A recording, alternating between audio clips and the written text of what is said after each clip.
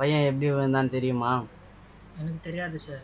ஆனால் மேலே இருந்து விழுந்ததா சொல்கிறாங்க. ஏரியாவில் லவ் சண்டை விரோதக்காரங்க யாருனா இருக்காங்களா? ஐயோ, பையன் அந்த மாதிரி ஆள் இல்லை சார். ரொம்ப நல்ல பையன்.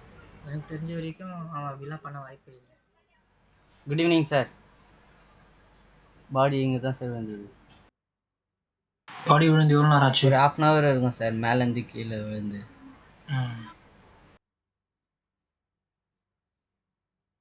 பையன் ரூம் எங்கே இருக்கு? மேலே இருக்கு சார். கம்.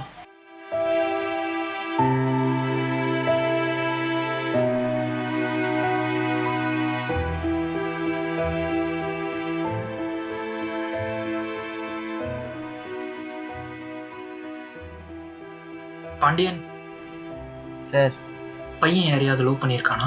விசாரிச்ச வரைக்கும் பையன் யாரையும் லவ் பண்ணதா தெரியல சார்.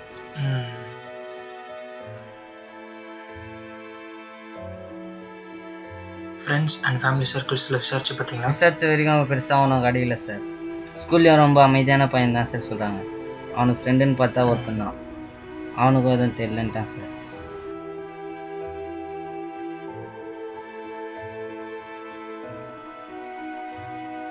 ஏதாவது எவிடன்ஸ் கிடைச்சதா? எவிடன்ஸ்ன்னு பார்த்தீங்கன்னா பெருசாக எதுவும் கிடைக்கல. ஆனால் ஒரு மொபைல் கிடச்சிச்சு. சார்ஜ் இல்லாமல் சுவிட்ச் ஆஃப் ஆயிருந்துச்சு. கீழே நான் தான் சார்ஜ் போட்டு வந்தேன். Good job. அது உடனடியாக சைபர் டிபார்ட்மெண்ட்டுக்கு சென்ட் பண்ணுங்கள். Okay sir. ஃபாஸ்ட்.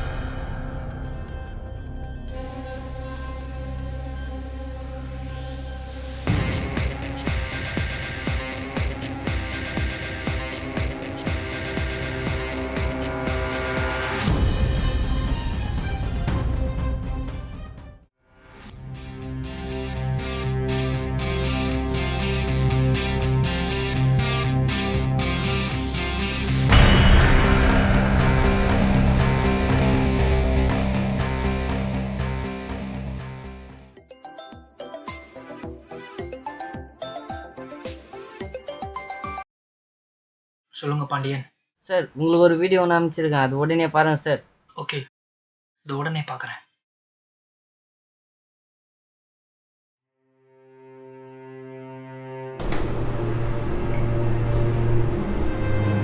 ஹாய்மா. ஹாய்ப்பா. இந்த வீடியோவை நீங்கள் பார்க்கும்போது நான் இருப்பேனா இருக்க மாட்டேனான்னு தெரில. நான் டாக்டர் படிக்கணும்னு நீங்கள் ரொம்ப ஆசைப்பட்டீங்க. சரி, என்னோடய கனவை கழிச்சிட்டு நான் உங்களோட கனவை நினைவாங்கன்னு நானும் டாக்டர் படிக்க கற்றுக்கிட்டேன். என்னால் படிக்க முடியும், என்னால் சாதிக்க முடியும், என்னால் ஜெயிக்க முடியும்னு நான் நினச்சிட்டு இருந்தேன். ராத்திரி பகல்னு பார்க்காம நான் எக்ஸாம் படித்து பாஸ் ஆனேன். ஆனால் எனக்கு ஒரு மெடிக்கல் காலேஜில் கூட சீட்டு கிடைக்கல.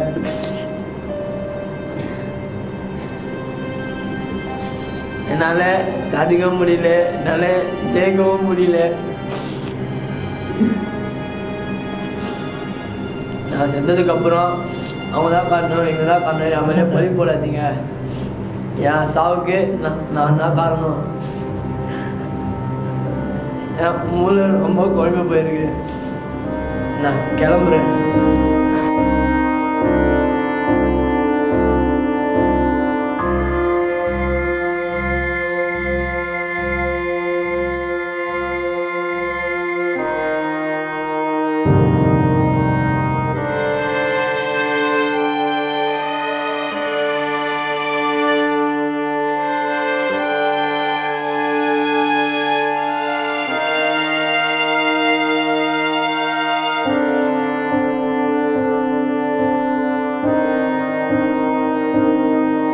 என்னால் உங்களோட ஆசையை நிறைவேற்றிக்க முடியல, என் ஆசையும் நிறைவேறல.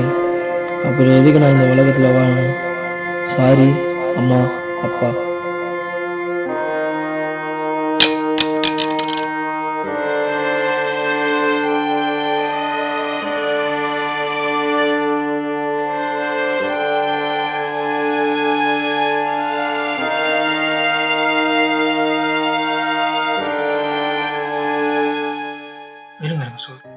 சரி, கொலையா தற்கொலையா சார்?